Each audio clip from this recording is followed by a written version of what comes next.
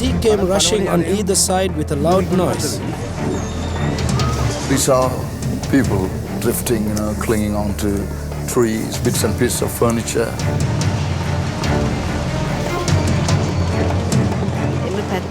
I heard from all sides the sounds of people asking to be saved. I kept thinking that these lives were more important than mine.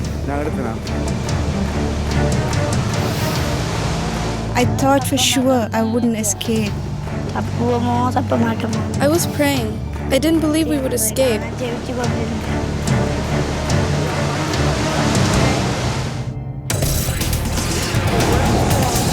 From the Weather Channel, this is Storm Stories with meteorologist Jim Cantore.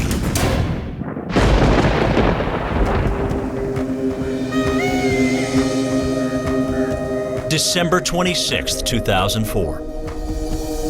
At 7:59 a.m., a powerful earthquake rocks the seafloor off the western coast of Sumatra. The magnitude 9.0 causes the ocean floor to rise by as much as 33 feet.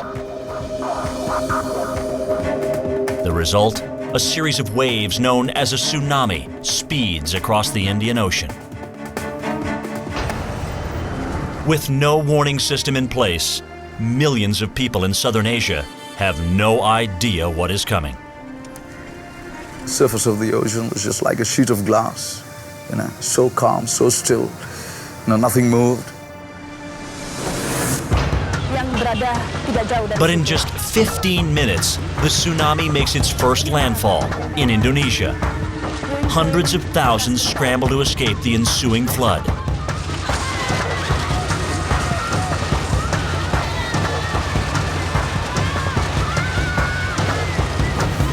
The scene is repeated a short time later in Thailand as the water ravages the popular Andaman coast.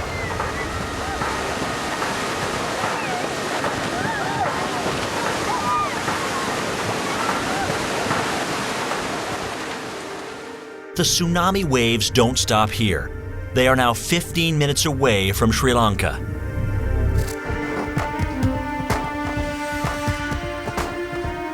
There, 50-year-old Dayalan Sanders is preparing his Sunday morning sermon.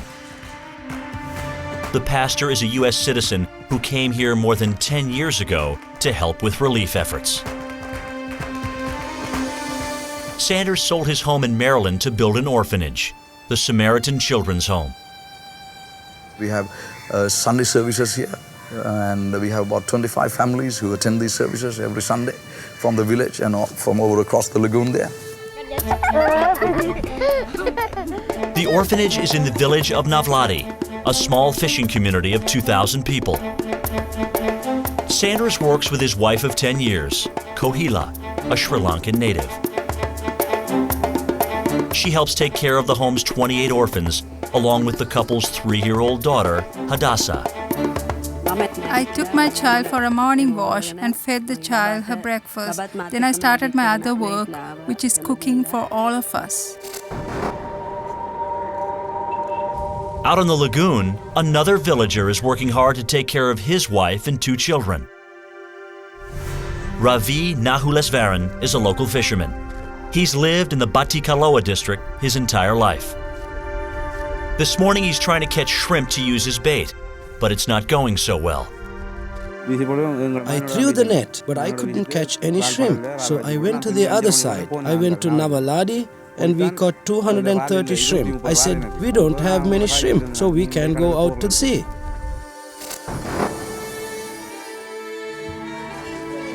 Back at the orphanage, 15-year-old Priya starts her day.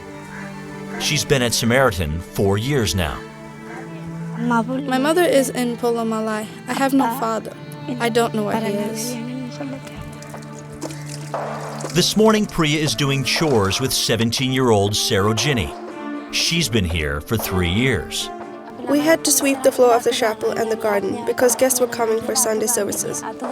When we finished, we went toward the sea beach, where the well is situated to take a wash before prayers. At the well, Sarojini and Priya are startled by 2 boys returning from a morning swim. The boys came running up shouting, "The sea is coming! The sea is coming!" The girls run back to the main building to warn the others.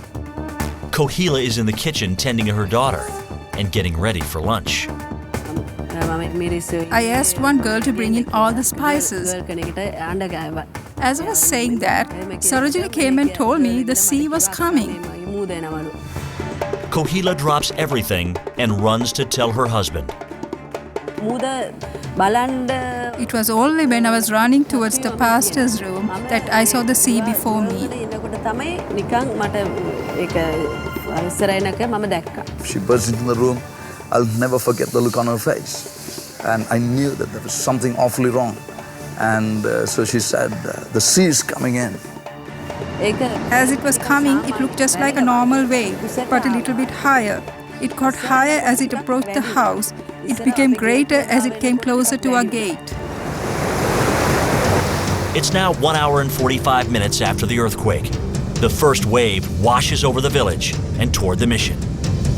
Immediately something told me that there wasn't going to be a safe place on dry ground for a long time to come. Sanders shouts for everyone to get to the orphanage's boat in the lagoon. Scattered throughout the facility, staff members and children, some only half-dressed, scramble from all directions. I remember the wave coming up, rolling and churning as we were running. We had under a minute from the time I saw the wave till we got into the boat. As Sanders rushes to get all the orphans safely inside the boat, his wife goes back to look for their daughter, Hadassah. Kohila sees her child in an orphan's arms, but in the chaos of screaming children, she believes her husband is not yet on board. She hesitates, not able to find him in the crowd. The wave continues its advance over land and closes in on Kohila. I held on to a coconut tree and shouted, "Don't stay here, take the boat with the children and go." My husband is inside. I won't come until he comes. Then I heard him calling me, but as I was going to climb in, the water came and pushed me to the boat.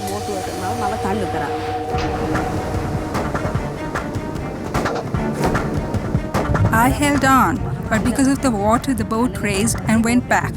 I was underwater. The children held my hand and pulled me into the boat. It was as if somebody pushed me from the bottom of my foot into the boat.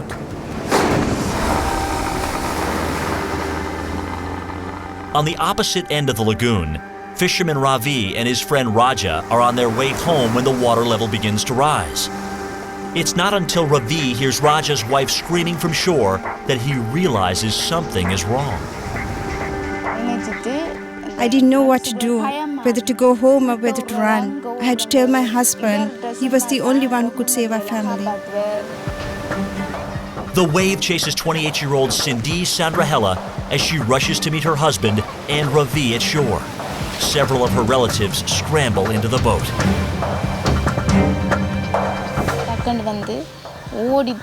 I jumped in and then I saw everyone from my home, and my daughter was also on board. They were all there, and it strengthened me to see them. Nearly a dozen people managed to get on to Ravi's boat. The tsunami strikes their village with devastating force. The sea came rushing on all four sides with a loud noise, like the sound of firecrackers. It was about 2 coconut trees high. The water was swirling down, pulling people under. There was smoke, there was garbage, and I was without help. The tsunami's waves swallow everything in sight. 70% of Sri Lanka's coastline is now underwater. From their boat, Pastor Dayalan Sanders, his wife, daughter, and 28 orphans watch in horror as the water engulfs the area. I looked, and then when I looked the second time, the wave was up there. You know, it had just mowed down everything that stood in its path. We weren't very scared because we thought we'd be okay. But when we saw the water coming from the river mouth, it was very strong and high. The boat started to rock from side to side as if we were going to topple. We thought we were all going to die. When Sanders sees the water bring down his orphanage, it's not despair, but scripture that comes to mind. I stretched my hand and I said, based on the authority of the scriptures that say, I command you in the name of Jesus, stop.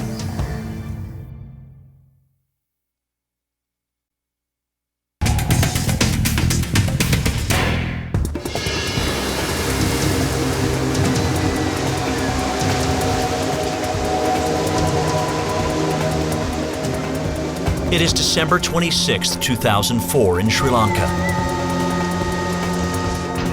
Tens of thousands flee a devastating tsunami. The sheer pressure of the falling water, pushed the lagoon up. The boat in which we were, it just swelled up. I couldn't raise my head and sit up straight in the boat. I didn't know what was happening. I cried a lot because I heard from all sides the sounds of people asking to be saved.